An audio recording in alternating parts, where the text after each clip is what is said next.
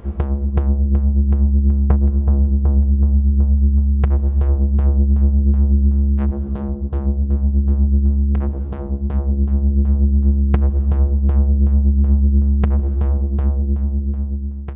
folks, I'm Spencer, and on today's episode of Cult Mania we're going to be looking at one of the classic Christmas slasher movies, Silent Night, Deadly Night.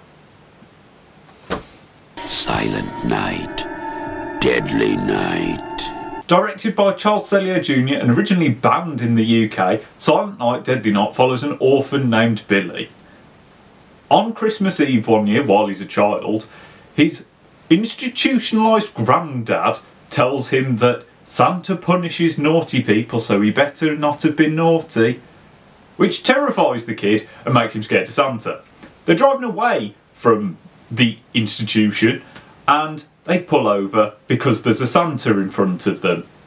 That Santa then kills Billy's parents, kind of instilling in him that, yeah, Santa does punish people.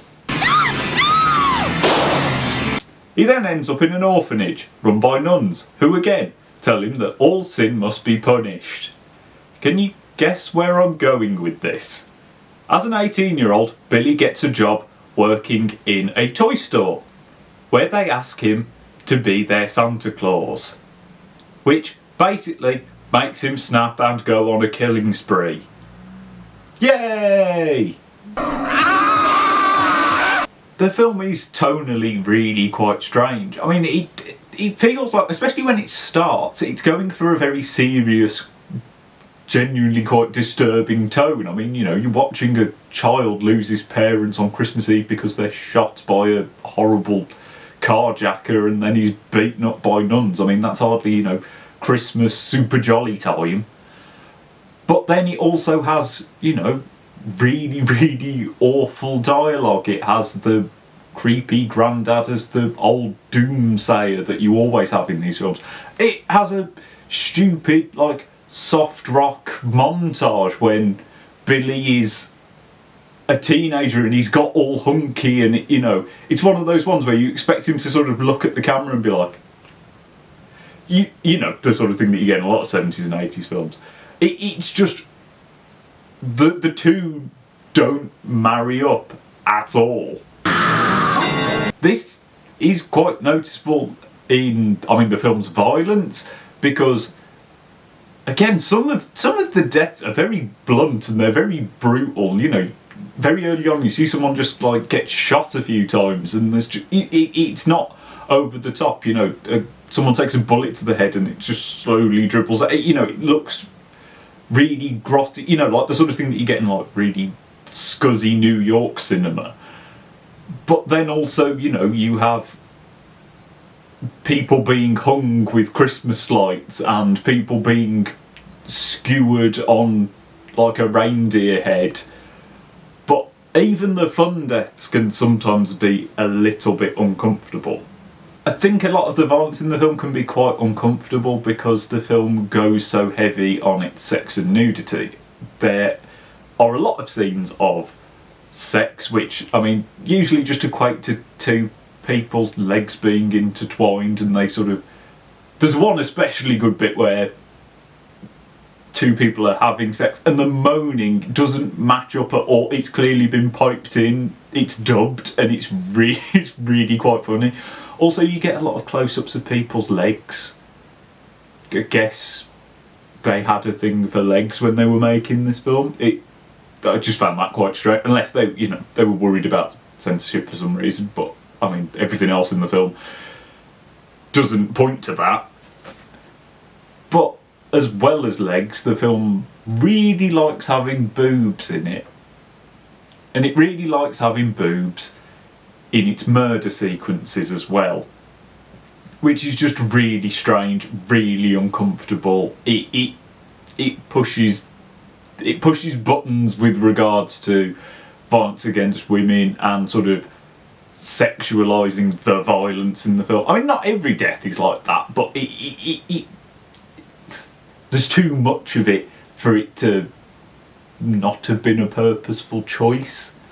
It just doesn't sit very well. Similarly, there's sort of a lot of there's a bit that goes on for a long time where a dude's sort of trying to rape a woman, and it goes on forever. And then he gets killed by Santa, but then the victim also gets killed, and it just doesn't sit well. It feels like there's no need for it to be in there. It's just creepy and a bit weird, to be perfectly honest. The film's cinematography is really nothing to write home about. It is a very cheap looking film. There isn't much really in terms of creativity in anything they do. The main thing that leapt out at me is that whenever Billy has a flashback to his traumatic childhood, the screen just flickers white for... There's one bit where it feels like it goes on for about a minute of just these occasional white flashes, and it is horrendous to... it's worse than like a David Lynch sequence. It's so... like, epileptics, do not watch Silent Night, Deadly Night, because that is horrific. I found it quite jarring, and I like strobing in films, but it just... I don't know why they thought that was a good idea. The soundtrack for Silent Night, Deadly Night is also... I mean, it makes a very, very bad first impression, because as the titles come up, all the credits at the start, it makes a sound like someone's dropped a synthesizer down some stairs. There is a lot of this soundtrack that is just a synthesizer going... It doesn't make... It's not pleasant, particularly to listen to, and it smacks of low effort. I mean, even there's sort of like a menacing piano theme, but it's mainly just like a scale going up. There's nothing really skillful. Occasionally, you get some cool sounds that...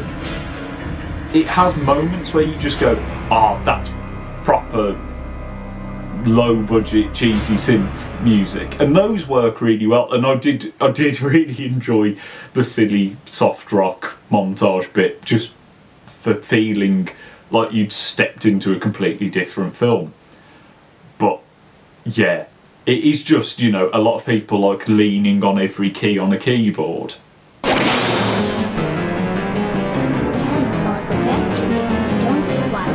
Overall, I just think Silent Night, Deadly Night is a really weird film. I'm really quite surprised that it is still something people talk about, to be honest. I mean, I saw this before I saw like Black Christmas or even something like Gremlins. I saw this before any of the other big Christmassy horror-y films, and I don't really know why. Because it just is weird, and I don't think it 100% works. It's not fun enough to be a Christmas film, because what you want to be watching is all the bits where Billy's going on a rampage, dressed as Santa, running around just shouting "Punish" and killing people in sort of festively themed ways. That's what you want. You don't want horrible sexual violence and a child being beaten by nuns. That's not what anyone wants to watch at Christmas. And I just find it really strange that they thought, what we need, what's going to make this film really stand out is that it's really bleak and horrible. I don't understand the thinking behind that. But, I mean,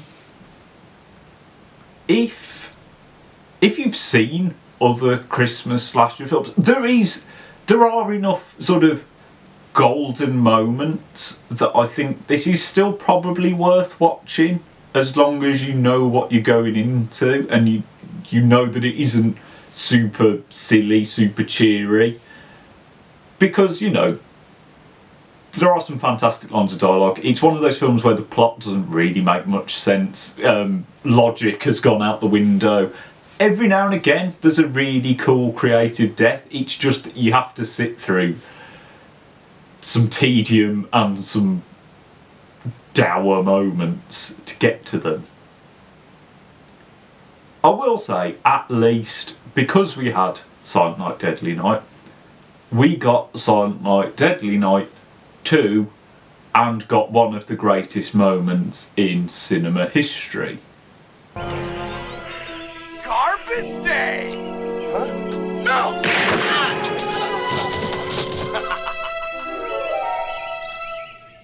So at least we got that out of it. So, to sum up, if you've exhausted a lot of Christmas slasher films, or Christmas horror films in general, it might be worth your time, but it's not one I'd rush out to see. But that is just my opinion. What do you think of Silent Night, Deadly Night? What's your go-to Christmas horror film? Let me know down in the comments. Like and subscribe so you don't miss any more videos. Have yourself a very Merry Christmas, and I shall see you next time.